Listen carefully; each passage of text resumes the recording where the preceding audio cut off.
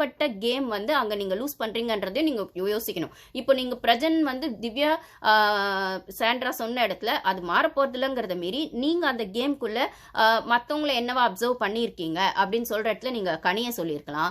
இல்லைனா வந்துட்டு என்ன சொல்கிறது, சபரி டீம்லேருந்து யாரையாச்சும் சொல்லியிருக்கலாம். ஓகே, உங்கள் டீம்லேருந்து சொல்ல முடியாது, ஆனால் சபரி டீம்லேருந்து யாரையாச்சும் சொல்லியிருக்கலாம். எஃப்ஜே சொல்ல முடியலனாலும் அரோரா சொல்லியிருக்கலாம், நீங்கள் வந்து சபரி சொல்லியிருக்கலாம்.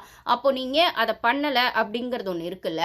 ஸோ நீங்களும் சேஃப் கேம் ஆடுறீங்களா அப்படின்னு. அப்போ பொண்டாட்டியை சொல்லிட்டாலே திருப்பி சேஃப் கேம்குள்ளேயே போய் மாட்டிக்கிறீங்களா, இல்லை நான் பொண்டாட்டிக்கு எதிராகவும் கேம் ஆடுறேன்னு ப்ரூஃப் பண்ண வரீங்களா அப்படிங்கிறது எனக்கு தெரியல. ஸோ இதைத்தான் பாரு வந்து சொல்லுவாங்க. உடனே சோஷியல் மீடியாலலாம் புருஷன் பொண்டாட்டிக்கு நடுவில் பாரு வந்து இப்படி சொன்னாங்க போட்டு விட்டு சொன்னாங்க.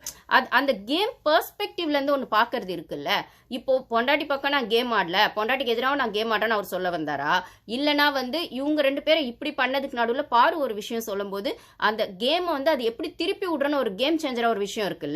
எப்படி இருந்தாலும் ஜெயிலுக்கு போகிறது மாற போகிறது இல்லை. ஆனால் இந்த டாஸ்க்கை பொறுத்த வரைக்கும் இவங்கெல்லாம் இதை எது பண்ணியிருக்காங்க நான் அப்சர்வ் பண்ணதில்லை. ஏன்னா எல்லாரையும் நோட் பண்ண போதில்லை. அந்த வீட்டில் தனக்கு யார் தேவையோ நோட் பண்ண போகிறாங்க, இல்லை தனக்கு எதிராக யார் ஆடுறாங்களோ அதை தான் நோட் பண்ண போகிறாங்கன்னும் போது நீங்கள் அந்த டாஸ்கில் யார் என்னவோ அப்சர்வ் பண்ணீங்கன்றதுல அதை பதிய வைக்கலாம். அது ரம்யாவை சொல்லியிருக்கலாம், சபரியை சொல்லியிருக்கலாம், அரோராவை சொல்லியிருக்கலாம், ஏதோ ஒரு ரீசன் சொல்லி உங்களுக்கு சொல்லியிருக்கலான்னும் போது நீங்கள் அகெயின் பொண்டாட்டி என்ன திட்டினா நான் கவலைப்பட மாட்டேன், அவைய மேலே பூண்டு போட்டால் நான் திட்டினா அவள் கவலைப்பட மாட்டான்ற மாதிரி ஆனது இருக்குல்ல. அது கொஞ்சம் நீ இன்னும் கொஞ்சம் ஸ்ட்ராங் பிளேயராக உங்களை வெளிக்காட்டலை அப்படின்னு தான் நான் சொல்லுவேன். அப்போ திவ்யாவும் வந்து சாண்ட்ரா கனி சொன்ன இடத்துல சாண்ட்ராவை அகைன் நீங்கள் சொல்லணுன்றதுக்காக சொல்கிறத விட ரம்யாவை சொல்லியிருக்கலாம்.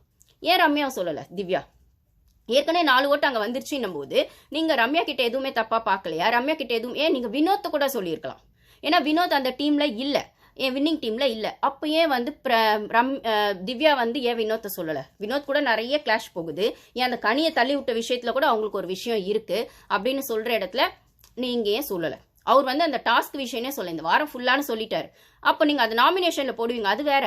ஆனால் பிளாஸ்மாவில் ஓப்பனாக பேசுகிற ஒரு இடத்துல நீங்கள் அதை பதிவு பண்ணணும். அதை வந்து பார்வை எல்லா இடத்துலையும் கரெக்டாக பண்ணுவாங்க. அது ஒரு சின்ன ஆக்டிவிட்டியாக இருந்தால் கூட எனக்கு இது தோணுது, இல்லை அதை நான் அப்சர்வ் பண்ணேன், அது என்னோட பர்சனல்னு இல்லாமல் நான் ஓவராலாக கேம் வைஸும் பார்த்தேன், இல்லை வந்து ஜென்ரலாகவும் பார்த்தேன் அப்படின்னு சொல்லி பதிவு பண்ணுறது இருக்குல்ல, அதுதான் அந்த கேமோட இன்னொரு ஹிடன் அஜெண்டா.